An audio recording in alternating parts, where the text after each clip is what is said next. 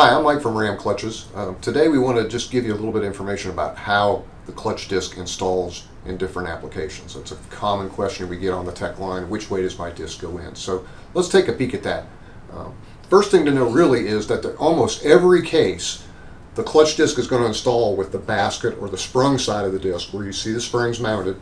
You notice it's flatter on this side, is going to face out towards the transmission, except in 93 to 97 LT1 applications, and that's a flywheel you see here.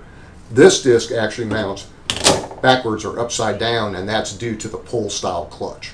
So there's the reason behind that. Now, looking at the more conventional mounting positions, say for a muscle car disc, which is also similar to this one, or an OEM, those are going to mount again with that basket side facing up, so that's going to sit up inside of the pressure plate. Similar to that would be on the HDX or the 200 series disc.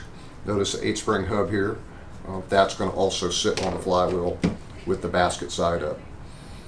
When you get to the power grip disc, the power grip HD, similar in design there, a little bit different hub arrangement with the springs, your 4 and 4 on the urethane and standard springs. Again, that's going to sit with that basket side facing up. Now, the truth of the matter is it's nearly impossible to put the disc in backwards if you're paying attention to what you're doing. If you notice this flywheel here with the flywheel bolts in place, if you try and take that disc and put it in backwards with that basket down, it's not going to sit down flat to the flywheel. It's going to be sitting up off of that surface.